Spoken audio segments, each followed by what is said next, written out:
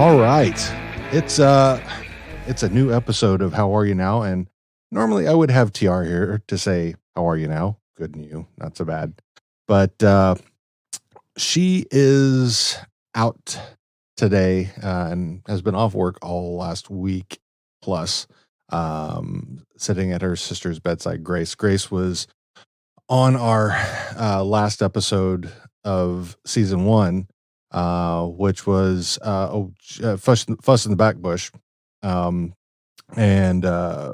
she was, one of our last of only friends family guests that was on the program. She is now being placed into a medically induced coma because basically she has lost her fight with cancer, and it's been a real struggle. She's been going through a lot of pain, and they've finally taken the pain away from her and let her go her way as she will. So if you want to send all your good vibes, prayers, happy thoughts, whatever it is that you want to do, we really appreciates that about you, and we love you, and Grace would love you as well. So shout out to all of you who have gone through that struggle, and we know the feelings. So anyway, let's now that we started off with a bit of a bummer, let's get in the program, and we will. I'm going to introduce our guest host / guest co-host since TR is not here, and that is Awesome. Awesome, how are you now? Good, and you? I've been better, but otherwise not so bad. Fair enough, my dude. Yeah. So and also on this episode, our musical guest will be the Lakeside Drive, and so you've heard them at the beginning, and you'll hear more of them at the end. We will have links and everything for them and the show notes. So Awesome. Real quick, I want to just kind of go over a couple of pre-showy things. As of today, the Letterkenny Live shows are now available for pre-sale. That is true. And I got my VIP silver tickets. I wanted to get gold. I tried, and I kept yelling at the computer. But I had to settles for silvers, which means I don't get to do a meet and greet, and I don't get I think I don't get the autographed lithograph or something like that. But that's okay. At least I'll get to sit on the Q&A stuff, and that'll be awesome. And I think I'm like in the second row or something like that. It's crazy. Nice. Yeah. And so first off, aside from that, we want to thank everybody who helped us complete our Indiegogo and Patreon, as well as our Patreon contributors for ongoing Patreon contributions. We want to thank again Pat McNeil for joining us for our season 4 recap show. I want to mention again, we have a cosplay contest that we do at the end of each month. We give out a prize that's usually a t-shirt. And you can find out the rules and stuff and how to enter at howareyounowpod.com/cosplay. We also have merch, which you can find at howareyounowpod.com/merch. And one more thing. We originally we were supposed to record on Sunday, the 20th. Didn't happen because of this thing with Grace and TR not being available. We wanted to get the episode out, and she gave the go-ahead to go on without her today because she just couldn't make it. But we originally had Tab Burt, who was scheduled to be our guest host for the show, for this particular show, but he couldn't make today. So we'll get him rescheduled for another episode. That's okay, but we thank him for understanding what we're all going through. So so Awesome. Let's kind of, in your words, what would you say what would be the recap of how season 4 was, like in a sentence or two? Honestly, so last time we talked, Mm-hmm. I told you about how I got into Letterkenny, and it was right after series 4 dropped. Mm-hmm. And the end was so out of character. I literally could not believe what I was seeing. I was pure raging, for like months. I was genuinely furious. And then, months and months afterwards, series 5 drops, and I'm like, okay, haha, pranked. It looked like cheating, but it wasn't. You got me, lols. Uh, but yeah, no, it was so out of left field. I couldn't believe it. Yeah, it was for if I had come in, just as uh a standard watcher, and that was the first episode, I would have thought, Wayne's heading off to cheat. Um Yeah, like I thought I knew this character, but by and the then but that happened. right, but if you listen to our recap show, when or the episode that we did on this, Mhm. I don't know if you've caught up on the podcast that far, but um, I talked about, okay, let's think about Wayne and how his structure works, Yeah, no, because I did listen to that episode, and that's why it's so out of character, right. you know? So I mean, we can expect it from lots of others, but yeah, Wayne is just. I just don't see that. I don't see that happening.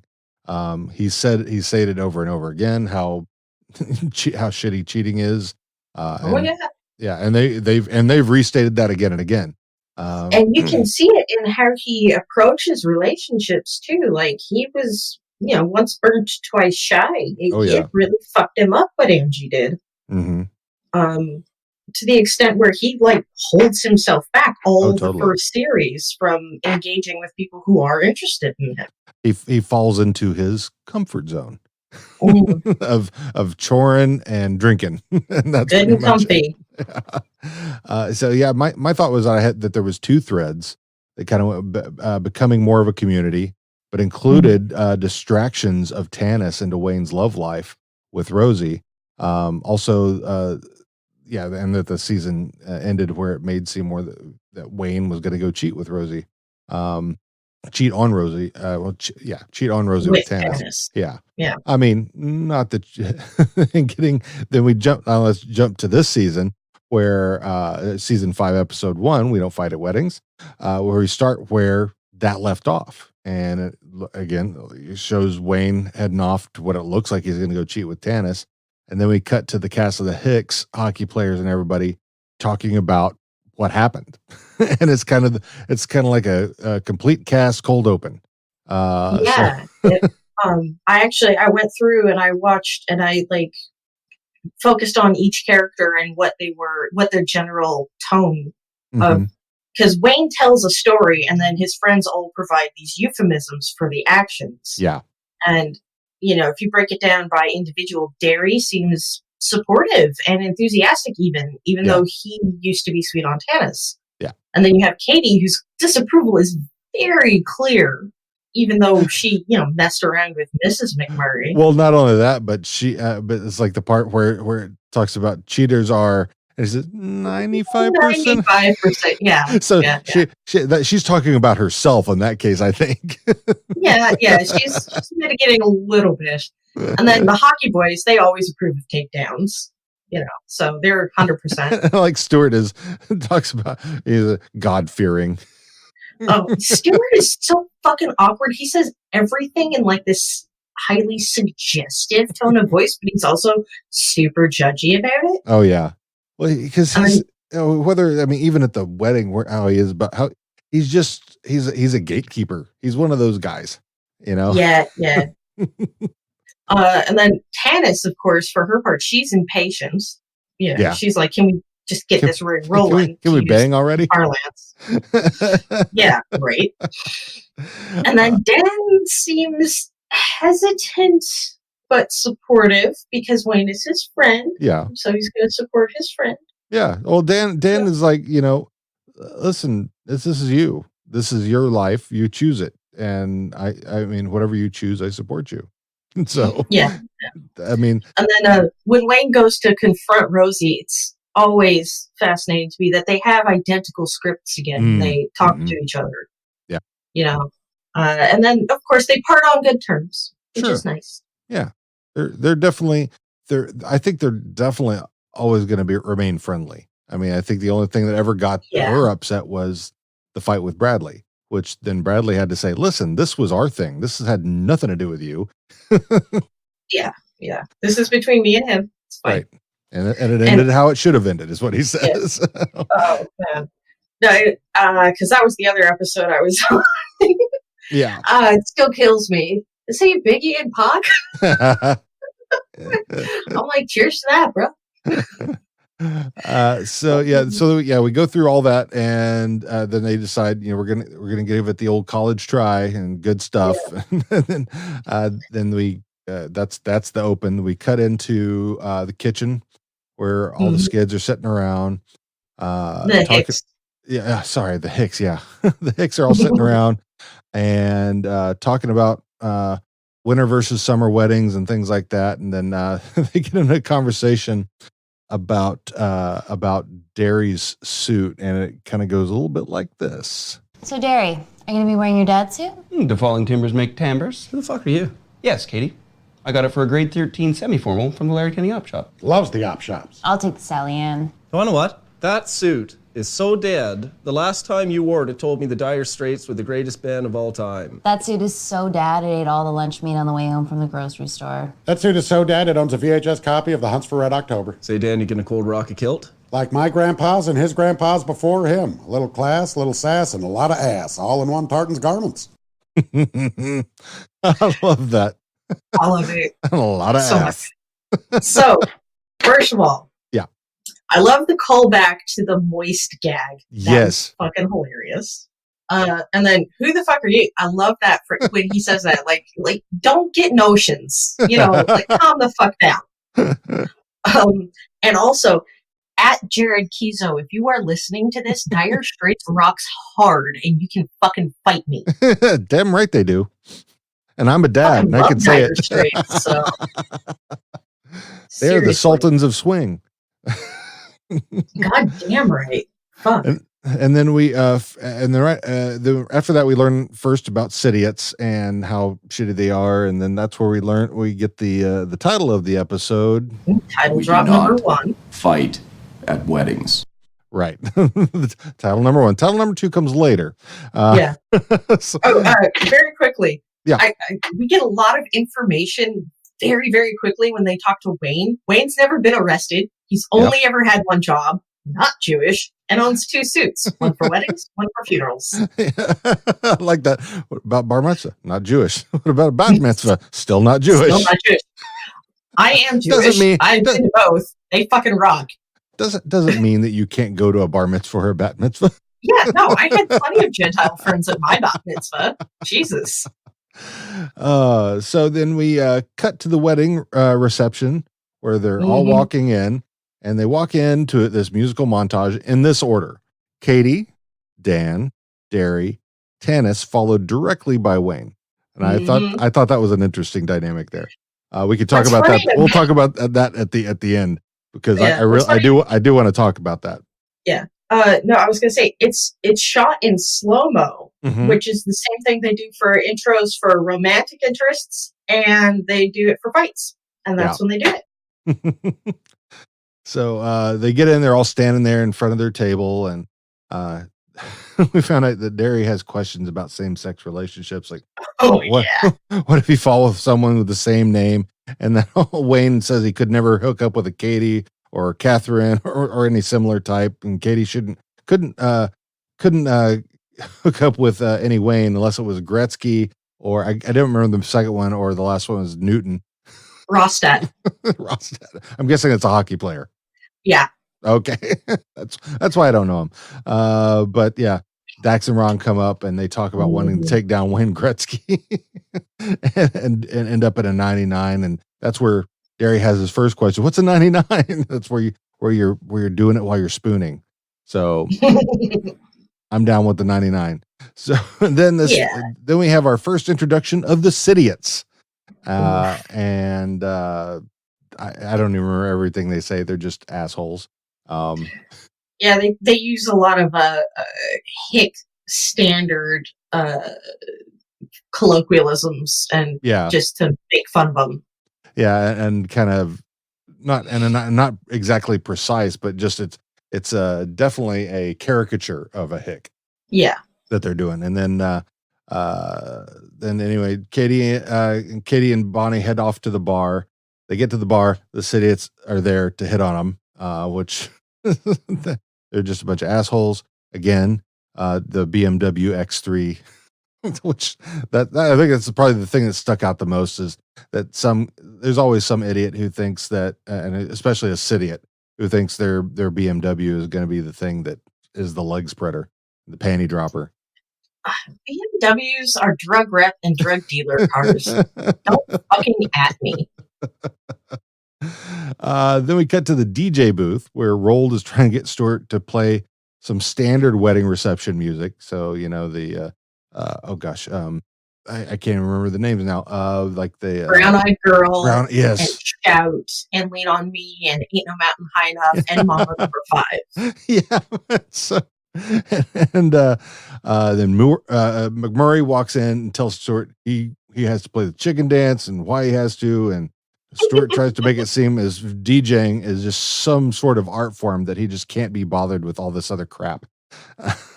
Stuart's got notions, honestly. Oh, yeah. It's so full of himself. He's so insecure yet so narcissistic. So, very. Then we get over to the cake table, which is all cupcakes, which I think is hilarious and exactly as it should be, because that's how our wedding was. Very modern. Yeah, that's how our wedding was. For me and TR, we had cupcakes, but I also had to have cheesecake. So yeah, cheesecake, Jesus. Then Riley and Jonesy are chatting with Dax and Ron to congratulate them, and then talking about getting the big city slams, in which Dax and Ron say that they have to bruce up their look. they have to put on a little metrosexual vibe there, and so in order to get the city girls, which I think is hilarious that they end up getting talked into that. In fact, because of the number of big city slams they've had before, right?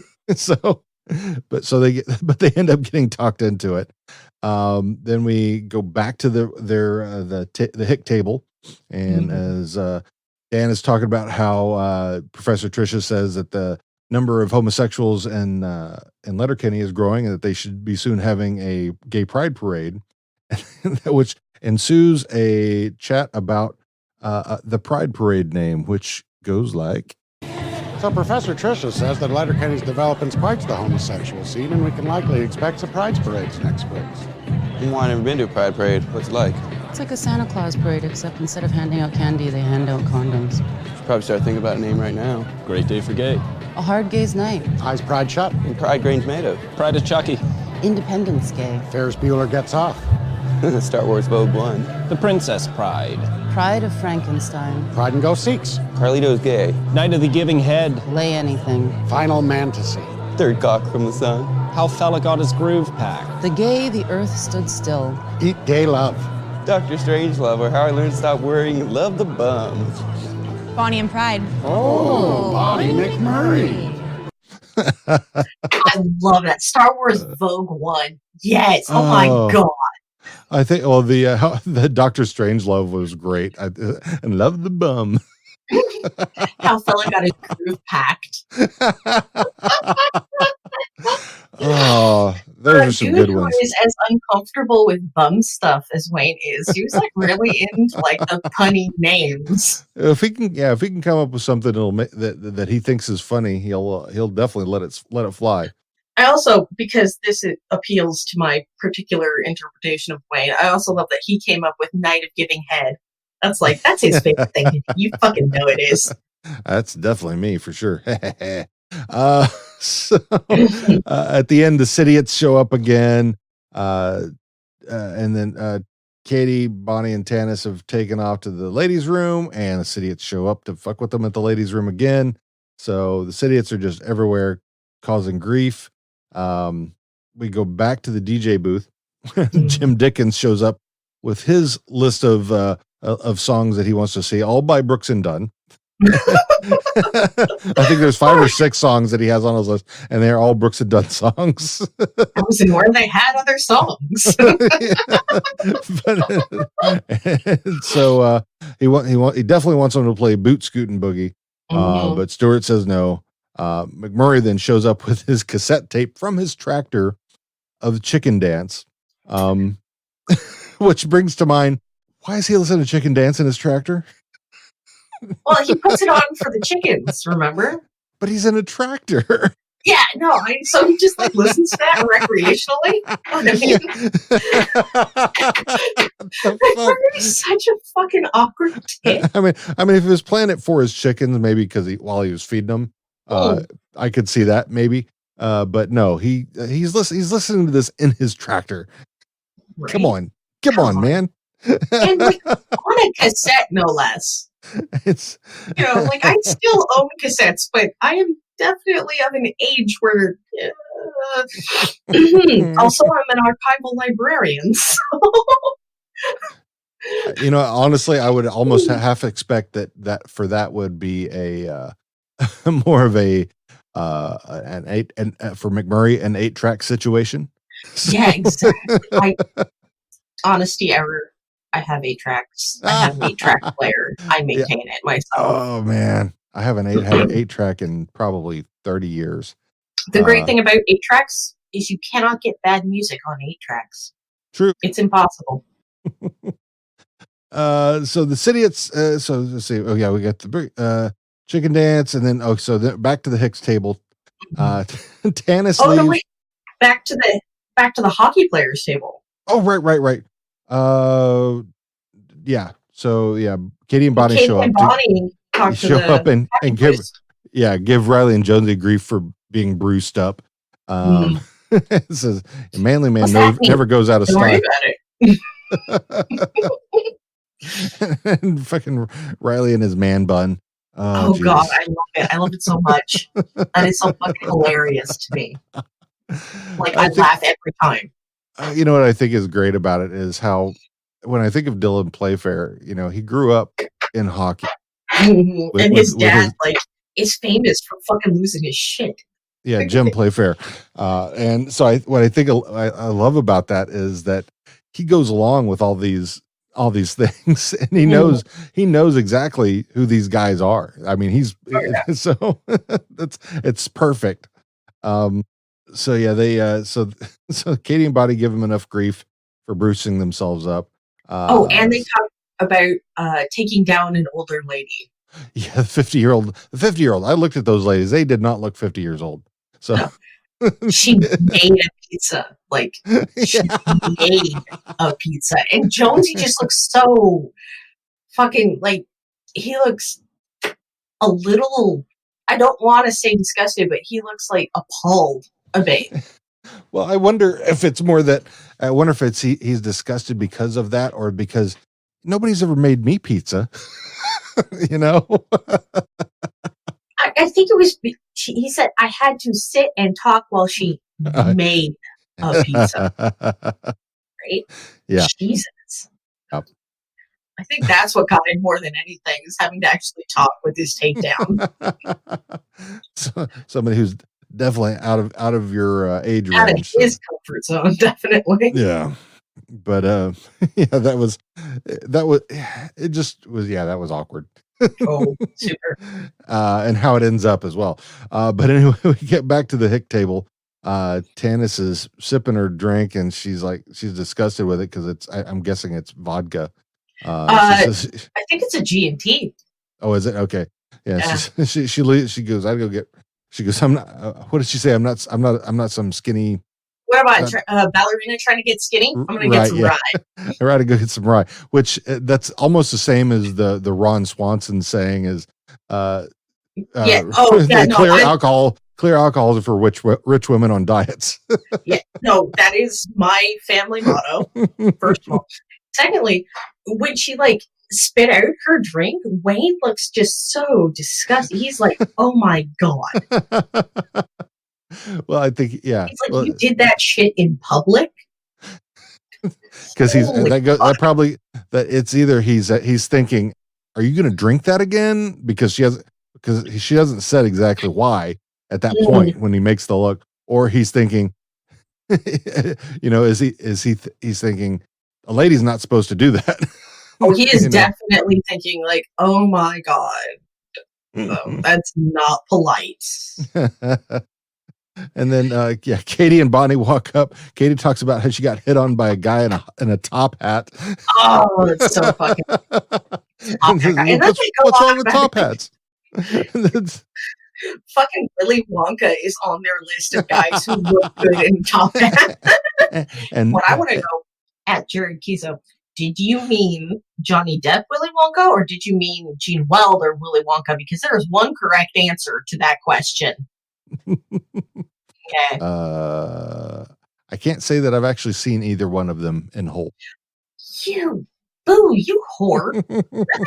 Well, yeah. Oh my God. No, the correct answer is the only movie that I've ever been able to stand Gene Wilder in, because his voice irritated me. The only movie was Blazing Saddles. Okay. You and me are breaking up. Gene Wilder is a gift we do not deserve. His acting, great. His voice, his normal speaking voice, not so good. He was fine in Blazing Saddles because he wasn't talking all whiny and stuff. So it was fine in Blazing Saddles. What about Young Frankenstein? What about no. Train? Come on. Hard no. Gene Wilder and Richard Pryor were the comedy geniuses of the 70s. Fight me about it. Mel Brooks. Mel Brooks was a comedy genius. Gentiles do not deserve Mel Brooks. Okay. What's that? Gentiles do not deserve the blessing, the mitzvah that is Mel Brooks. And Carl Reiner. And Y'all are lucky. We share. Yeah, those guys. And they're still hanging out. They're still around. They're still kicking. God bless. I love it. Damn. So anyway, the Sidiots show up again. And by this time, everyone is just done with the Sidiots. And then that's where so that's where we get into Katie and Wayne sharing a brain cell. We don't fight. I'm fucking irritated. We don't fight at weddings. Right. We don't fight at weddings. 10-4? Over now. Sharing a brain cell, sharing a wavelength. Those two. So what's happened in the background is they've made a decision on what they're going to do about that. And two peas in a pod. Yep. And in the meantime, Riley and Jonesy are trying to pick up on these two big city slams that they've been trying to flirt with all night. But the girls say that them being metrosexual went out of style years ago, and that they only wanted manly men, and you didn't even look like you could fix my car. Or a sliding screen door. Yeah. And then Riley and Jonesy try to bring it back and say that they're actually hockey players, but the women don't believe them, and that even if they were hockey players, they're not puck bunnies. We're the prostitutes. Prostitutes. I love that. I love it so much. Jesus. Oh man. So yeah, from there, what's happened in the background is Bonnie and Katie start the plan for the not fighting at weddings by going to pick up the Sidiots, and then Stuart announces the first dance chosen by the grooms, and it's "Fuck the Pain Away" by Peaches, which is awesome. It is. There's no bit of trivia. There's no quote unquote official music video, but there are a bunch of homebrew ones. The best one features the Muppets and Miss Piggy singing the whole. It is. Oh my God! I laughed my tits off. I've never been a fan of the Muppets. But when I see parodies of things with them, like I think Rain in Blood by Slayer that they did, which is fucking hilarious. With Bert and Ernie doing the drums. And I will come up to Seattle to fight you. Yeah, they bug. They bug. Can't do them. Oh my God. Jim Henson. Yeah, I appreciate what he's done. It's not my thing, not my jam, not my pig, not my fault. Well, I keep kosher, so not my sheep, not my farm. Anyway, so we start with the montage of the dance, going along with with Bonnie and Katie bringing the Sidiots back to the hotel room. And the Sidiots come to the room. Tanis opens the door. Bonnie and Katie come in. The Sidiots come in. Tanis starts closing the door, and you see Wayne, Derry, and Squirrely Dan pop up in the back. And they're done Wayne for. Just popping up out of his chair. The look of fear on their faces was sublime. Yeah, when Wayne snaps his jacket off, He snaps the tie off and then undoes the. Oh my God! And then Tanis is looking like, I'm gonna eat that white boy alive. I will put that showdown look as a second to Henry Cavill in the latest Mission Impossible cocking his guns. Because that vibe there is just like, damn, dude. Oh, it's gonna go down. So the Sidiots get cleaned up and left bloodied in their own separate piles in the hotel room, while the Hicks go back, and Dan and Derry get picked up by the lacrostitutes. And Riley and Jonesy get picked up by a couple of the older ladies. They definitely look like they finna be someone's grandma. Yeah. And then it ends up with Wayne and Tanis are dancing, and Katie is dancing with was it Dax or Ron? Yeah. Dax. And so they bump into each other and talk about, you trying to start something? We don't fight at weddings. and then Katie dips Dax and then Wayne dips Tanis, and that's where it ends. And it was and that was that. Oh yeah. Good episode, eh? Great episode. Beautiful episode. So yeah, I had I guess my if we're jumping into thoughts, theories, questions, trivia, whatnot, the going back to that order where Tanis is leading Wayne in. I mean, it's like she's in charge. Oh, very definitely. So yeah, that's what I felt going into that. I'm like, that's because I mean I saw it before, but I wasn't really paying attention like I do now. And I got to that. I'm like, okay, all right. So that was very interesting, because I think Tanis is the sexually allowable Katie. You know what I mean? Because she serves the same purpose as Katie, and he can have sex with her. They are quite similar, yeah. Yeah. Especially in the sense that Wayne constantly defers to them. Oh yeah. So, even when he's not best pleased with the shots that they're calling, he still lets them call the shots. Wayne following her in very much reminded me of a German Shepherd at heel. Yeah. He will always be the one to fight unless it's against a lady. Mm-hmm. And then it's up to them. Well, then it's up to Katie to hoof her in the box. Yeah, exactly. So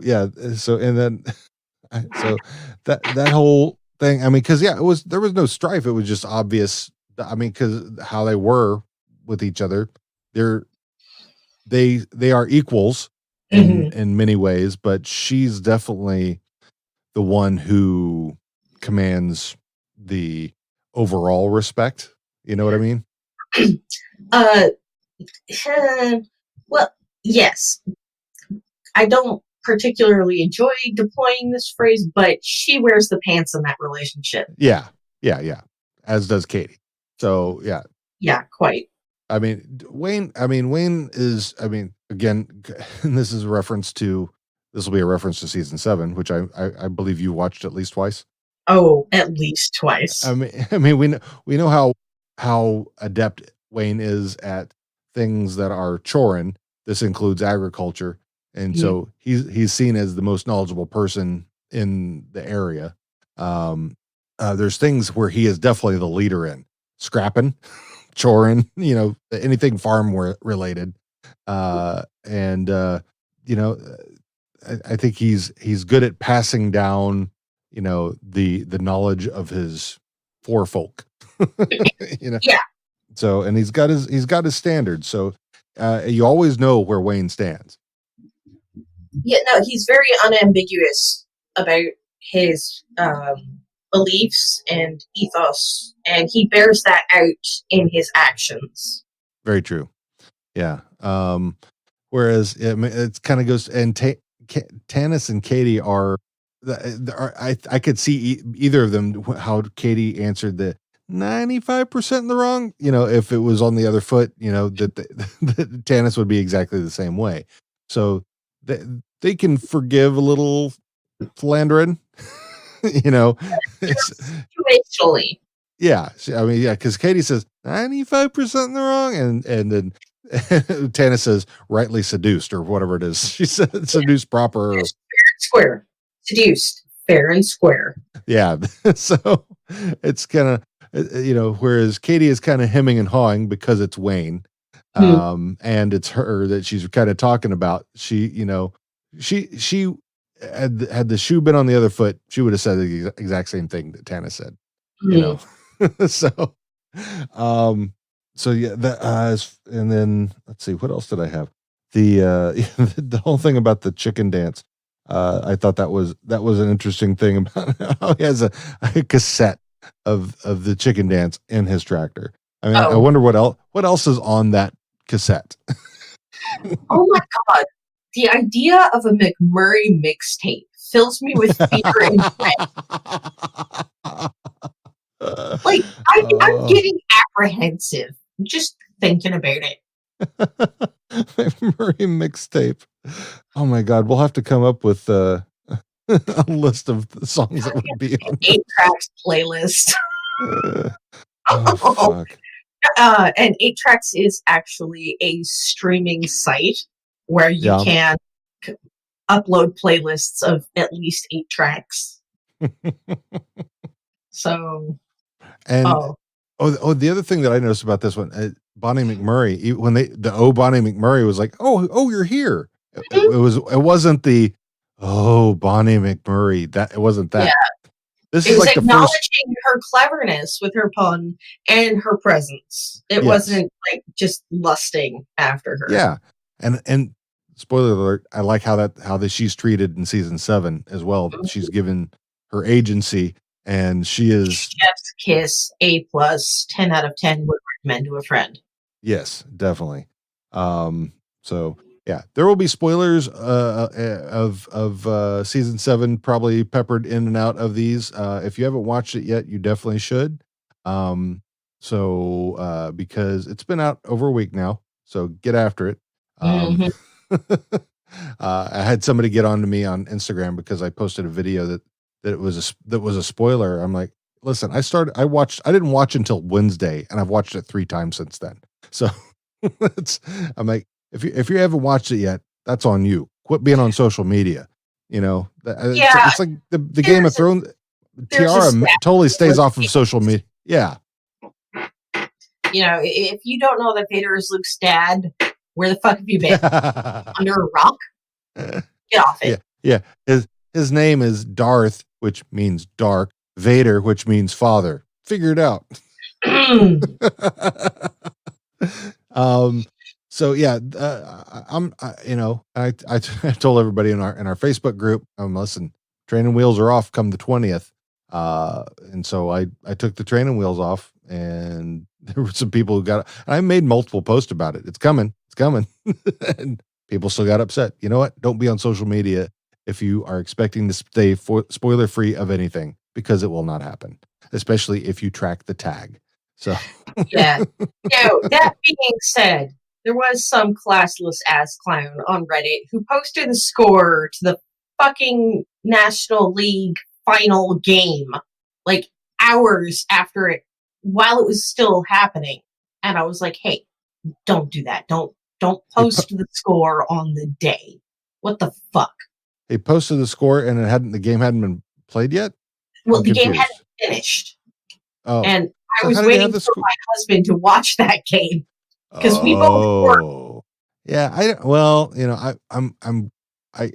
with sports, if it's a sports thing, and I definitely want to watch it myself if I've recorded on the DVR, which I will.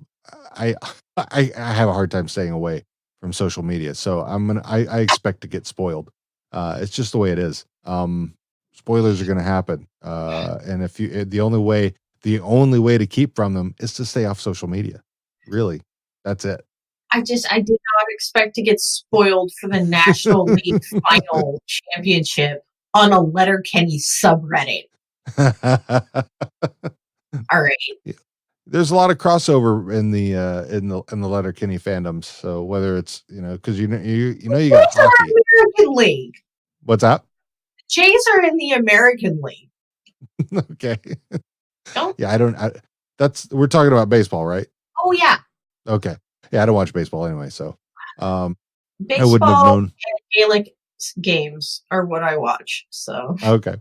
Yeah, I'm gonna start picking up hockey because it's coming to Seattle and it's gonna be 3 blocks away from us, so I'll definitely have to pick it up there. I feel like as a Letterkenny fan, I probably ought to be more conversant in hockey, but I'm not paying for like Sharks tickets because those motherfuckers are $150 for nosebleeder seats. Forget that. Yeah, I don't. Yeah, we're talking actually potentially about even getting once we get a chance, maybe trying to get a season ticket. Ooh, fancy. We shall see. Also, like an hour and a half away from San Francisco, or not San Francisco, excuse me, San Jose. So I don't need to go see the Earthquakes play. Fuck, and I do actually enjoy soccer. So yeah, it's so yeah, I'm ready for that to happen here. I mean, they've torn down almost half the mall over here to build in where the Seattle team's going to be. They don't even have a name for it yet. So until that shows up, then I really don't have anything to look forward to. But there's supposed to be like 3 ice rinks where they're building that for them to practice, as well as a public ice rink and something else. Yeah. So I'm looking forward to it. So you have anything else on thoughts, theories, trivia? I do have a couple. So Dan is wearing a kilt. Mm-hmm. That's usually something Scottish people do. So is Dan of Scottish descent? Well, I mean, his kilt was green, which made me lean toward Irish. I mean, because usually I don't see it. Several clans that have green or mostly green kilts that are Scottish. It's not specific to Irish people. Okay. I figured it was since, I mean, it could very well be. I don't know we don't know yet what Dan's lineage is. I mean, he could very well be Scottish. I have seen Irish kilts before. Yeah, there are a couple of tartans that are Irish specific, but honestly, the whole system was actually invented by the English, so fuck that. It's all imposed. It's not actually. Because it was just to say which clan was which. So, and I'd have to go look at Dan's again, but. Actually, a friend of mine and I did do this. It's McAlpin. Okay. And it's spelled MC Alpine. Oh, okay. McAlpin. Mm-hmm. So I don't know. We'll have to get more into that. Yeah. It'll be interesting. The other thing I wanted to say, during the slow-mo walk-in, I already pointed out that they usually do slow-mo for romantic interests and fights. But during the walk-in, Wayne's adjusting his cuffs like he does for a fight, but instead of unsnapping them, he's making sure they're secure. So he's doubling down on the "we don't fight at weddings" message. All right. Yeah, I can see that. And the other thing I wanted to point out for that particular scene is that Tannis already looks bored. Like, she blows her hair out of her face and she looks around the room like, how long am I going to have to be here? She wants to go have the fight, or get to some toe curling. Like, clearly she is ready for something exciting, and she's thinking that she's going to have to wait for a long ass time to get it. You know, either, again, as you say, either the toe curling or the fighting. And for Wayne, those two things are equivalent. Yeah. So it's interesting to me. And then the other thing that I had, so Wayne mentions that he couldn't do it with a Katie or a Kate or a Caitlin, and then he says, I guess even Catherine would be walking a line, which is funny because, and this is skipping ahead a little bit to Series 6, but Anita Dick addresses Katie as Catherine, but that's not her name, because Wayne rules that out as even Catherine would be walking a line, suggesting that that's not Katie's actual name. Either that, or he just doesn't call her that. You know, she's just always to him been Katie, and as you know, that's her name. Her name is Katie. And that's her name. That's it. Yeah, no, exactly. Her name is Katie. So, like, Catherine as a more formal version of that does not apply to Katie. So therefore, Catherine's not her name. Right. That's what I'm saying. Well, yeah. I mean, it could, or there's all, there's that idea that they both come from Mennonite background, and maybe she was Mennonite, or maybe she was Mennonite only, and decided to stay out on Rumspringa, and she was originally Catherine. I don't know. There's lots of interesting theories on that one that I've heard. There are a couple of things that DQ that particular theory for me. Yeah. One of the major ones is that Noah Dick, and again, this is Series 6, so we're skipping ahead here, but Noah Dick says to Wayne specifically, your family has always been good to our community, drawing the distinction between the two. So, I don't think they were ever Mennonites at all. So, could be. I don't know, or maybe Wayne was, and Katie ended up being. I don't know. Maybe she was. I don't know that, because that debunks. That would take a little brought up together. Yeah. You know, so if you can't separate those true. two. That's true. Yeah, that's true. Because I mean, also Little Kenny is canon. So as far as we know. The one thing, and I meant to look this up, the op shop, which, I mean, it sounded like a consignment store, but I wasn't sure. Yeah, the op shop is a consignment store, and Sally Ann is Canadian for Salvation Army. Oh, okay. All right. Yeah. Okay. Op shops are a thing in Ireland and Britain as well, and they're thrift shops or charity shops. Okay, so they're not consignment, because I consider consignment more, somebody's bringing something in to just sell on consignment, and they're going to get some money back. Whereas a thrift shop, you're going to drop something off and not expecting anything. Pretty much. Yeah. Okay. So it's like Goodwill and Salvation Army. Pretty much. Yeah. Okay. All right. Well, that's good. Are we ready to get into a little fight?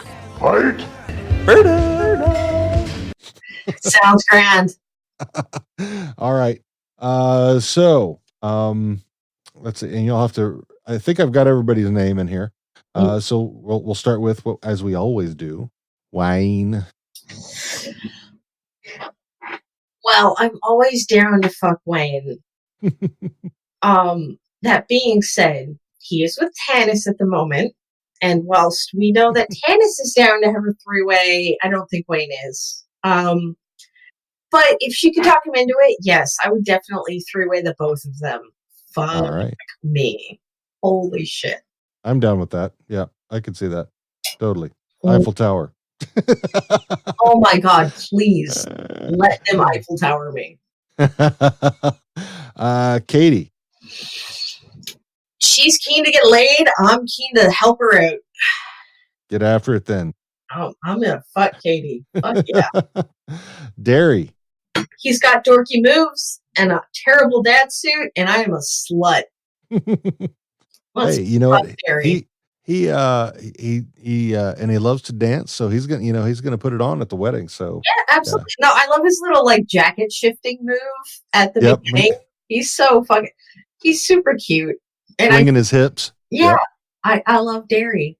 We know Derry, dancing Derry, man.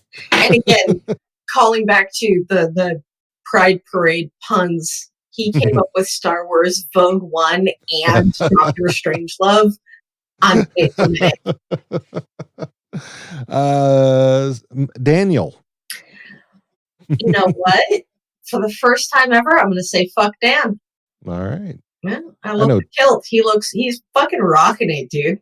Yeah, and then because I think Dan is. I don't think I've ever been in a situation where I thought I'd want to fight Dan. No. It's either he would be either a fritter or a fuck. You know, if I swung that way, yeah. I mean that's totally. I mean because I know he's a good fucking guy. He's gonna have my back in a fight, and absolutely. So Dan's and he's got sound principles, which I appreciate that about. Yeah, and he is always willing to learn. Exactly. Yeah. Tannis with the big Tannis energy. Fuck Tannis. Oh my god. Again, though, I do think we have to treat Tannis and Wayne as a unit for this episode. Okay. All right then. I'll go with that. Yeah. Bonnie McMurray. I'm saying what I said last time. Bonnie is too young for me. I would prefer to her.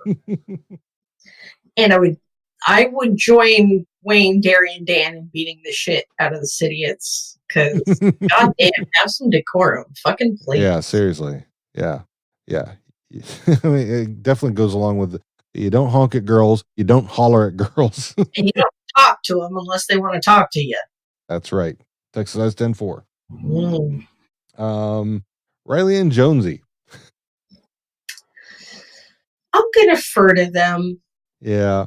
I mean, I definitely don't want to fight them. It's, they're just, come on, guys, get with it. Figure it out. You've been here before. Act like you've been here before. They're there to celebrate with their friends and pick up some snipes.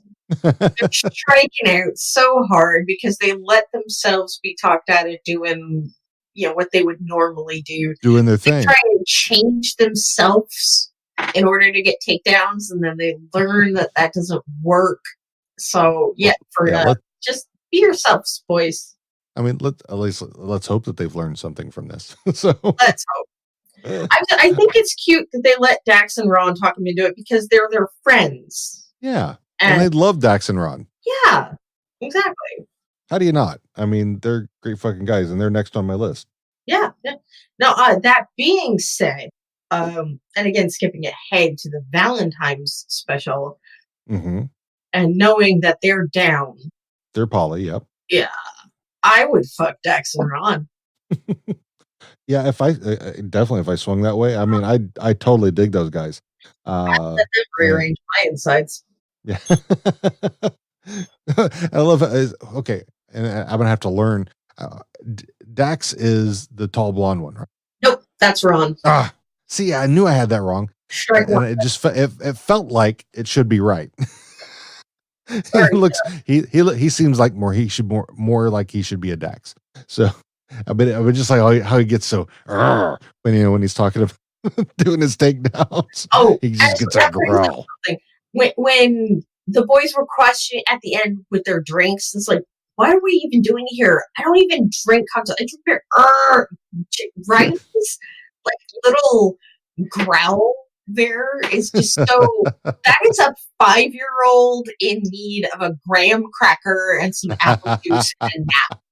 I just fucking want to, oh my god, I want to wrap him up in a blanket and put him down for a nap. That's why I prefer to Jonesy. And what about Dax and Ron? You got them on fuck. Yeah, okay. Still fucking Stuart. I will fight Stuart. You know what? I don't generally want to fight Stuart, but he's made such a complete ass of himself in this episode. He is. He's an ass. He needs. Especially. I don't want to kick his ass. I want to do what Wayne did to Devin in Fart Book. Oh yeah, kick him right in the taint. Honestly.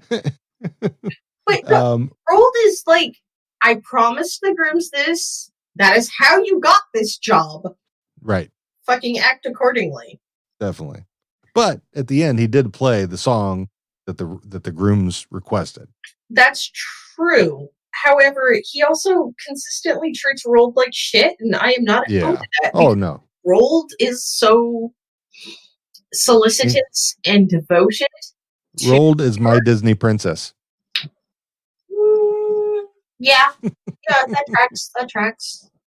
I mean, Hulu is owned by Disney. Yeah.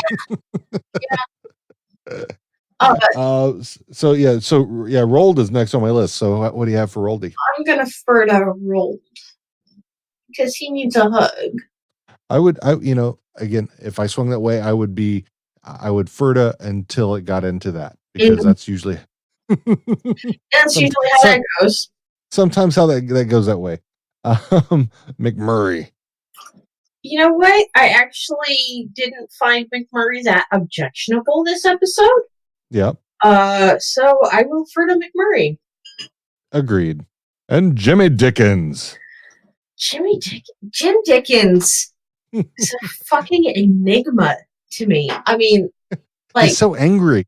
He's so intense about the booze.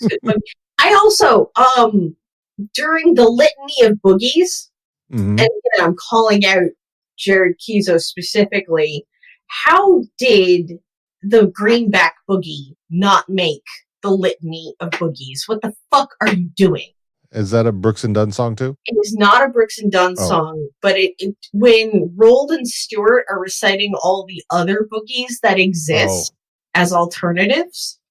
Or ZZ Top's Tube Snake Boogie. Yeah. Oh, good one. Shit, that's a deep cut, son. They're Texans. Greenback Boogie by I'm a Robot fucking slaps. I don't know that one. So it's the intro to the Suits show. It's the theme song. I've never watched Suits. Watch Suits. It is super gay. I love it. Okay. All I know is that Meghan Markle was in it. Yeah, Meghan Markle was in it, and it's about some lawyers that keep denying that they're gay, and it's hilarious. Okay. But no, again, Greenback Boogie deserved to be on that list. Fight me about it. Okay. So where are you on Jimmy Dickens then? Jim Dickens was kind of intimidating, actually, and I dig it. I was gonna say in a sexy way. So you're gonna fuck Jim? I'm gonna fuck Jim Dickens. I'm gonna fight him because I hate new country. That auctioneering shit. It's funny how because I think even in 7 he's very very angry. Yeah. So something's happened. He's like yeah, he's angry. He's just angry. It's like something has gone on that we don't know about Jim, and I think we're going to find out.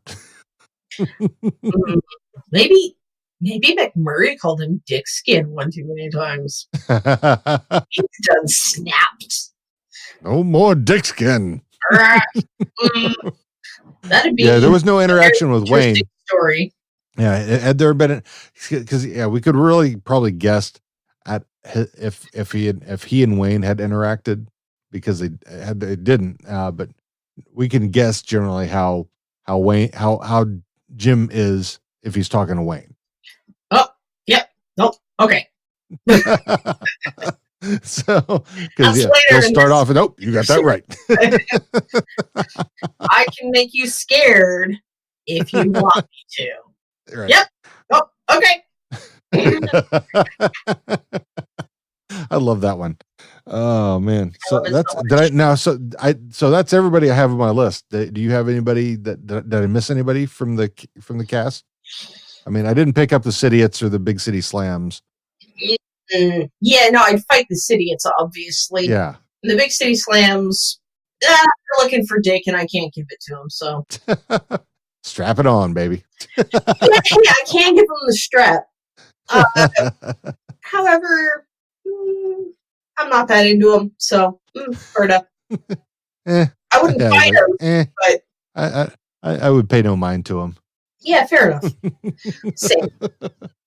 So yeah, I didn't have anybody else that I could think of. Now, one thing I will say that I noticed that I found odd about this was why wasn't Glenn at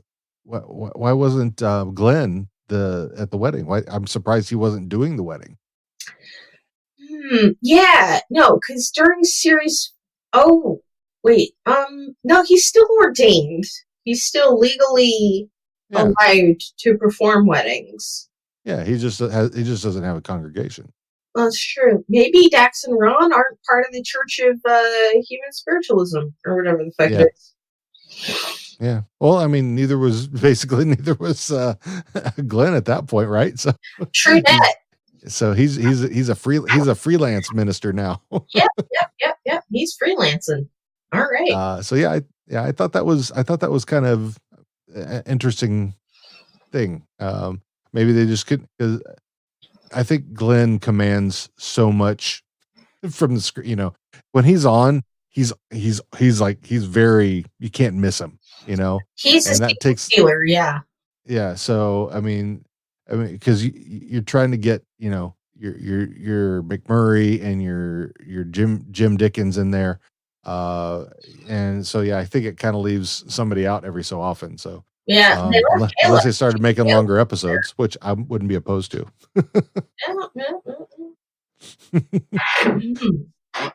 So everybody, watch season 7 right now. Please. If I know my other podcast, Podskier, Dawn hasn't even caught up to season 5 yet. I don't think. And so I just give him grief all the time about it. But yeah, get caught up on us and on the TV show, and fucking deal with the spoilers. You know, if you can't yet, stay off fucking social media. It's not that hard. It'll probably be good for you. You know, listen to an audiobook. You know, that's a pretty good thing. That's what I do, because I can't do the reading on my own because I have reading narcolepsy. Yeah. And that sucks. So it's Audible. Audible.com. And we're not supported by them. So if you want them to get, maybe they could be. So awesome. Tell us do you have anything you want to plug, or talk about where folks can find you on social media, since you are pretty much the vault of knowledge for anything Letterkenny that I've come across. You and Christian from you two from Professor Trisha could literally shed a brick on Facebook. You two guys know probably the most out of anybody, and are just you're just traps for any Letterkenny knowledge there is. So when I said on Twitter that you guys should have a contest, pub quiz night, we should do that. Because you're both the same way. I think you've both watched each episode probably 10 times each at least. So. Pretty much. I'm just an idiot with ADHD and a hyperfixation. I am. What do you mean it's not awesome on Tumblr and Instagram? I am also What do you mean it's not awesome on Twitter, but it's shortened. It's WYDI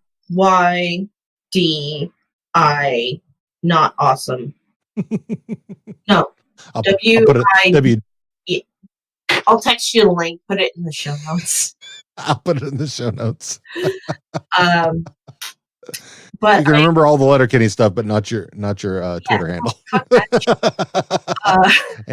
And you're also a Reddit mod now. I am now a mod on the Letterkenny subreddit and a mod on the Letterkenny Discord server. Dope. Yeah, we are shared mods on we are the official podcast of the Letterkenny subreddit. Mm-hmm. Yes, we are. So anything else? Is there anything that's you related that you might like to plug, or? Oh, well, yeah, I guess, what do you mean it's not awesome on Archive of Our Own? Please Oh, yeah. read my fic, leave a comment, leave a kudos. Always happy to talk to people about my headcanons. So if you want to come into my Twitter DMs or my Tumblr ask box, I said that right. Fuck. That's a hard word to say. It is. Yeah, no, I don't really like messaging on Instagram. It's not nice. But if you find me on Discord, please feel free to DM. We're on the Letterkenny Discord. What else are you on? What other Discords you on? You're also on the Podcast Junkie Discord. I'm also on the Podcast Junkie Discord. Yeah. So highly recommend you get on there and come to the How Are You Now pod channel and meet folks who listen to the show and love the TV show as well. So because it's a lot of fun there, and I'd like to get more people interactive and actually learning about other indie podcasts. And someday I would like to read some of your fic to make it podfic. I'm thinking like maybe stuff in between shows just to read a little bit that's it's 10 or 15 minutes long if you have anything that's that short, or that can be segmented up. I do. Where I got a couple of I wrote a whole series of Letterkenny podfic to the tune of about 45,000 words, but the first several are 10 to 15 minutes in length if you read them out loud. All right. So yeah, I'd like to do something like that, maybe in between shows, and definitely like when we're having off time. I know once we get caught up on season 7, there's going to be 8 should be out by then. So by the time we finish with season 8 is probably the time that we're going to have some off time. So I can start throwing some of that into the mix. I would enjoy that, I think. Yeah. And, it's pretty innocent, most of it. Damn it. Well, I do have some unpublished work. Well, let's start with the easy stuff, and then we'll go from there. Fair. We'll tease them. There you go. I like it. All right, awesome. Thank you so much for joining us again, and we will definitely have you back again because we love you. Thank you. And you're awesome, and you are awesome. And we hope you have enjoyed your time with us, and always we look forward to chatting soon. Definitely. I look forward to it. All right. Take care now. You too. All right. Bye. Bye.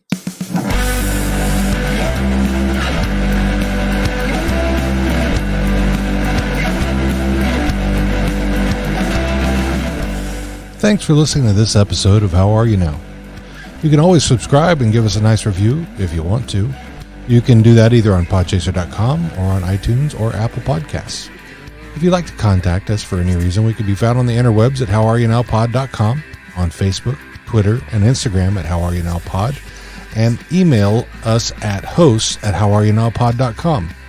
Big thank you to our musical guests this week, The Lakeside Drive. You can find them on thelakesidedrive.bandcamp.com, twitter.com/thelakesidedrve, and instagram.com/thelakesidedrive.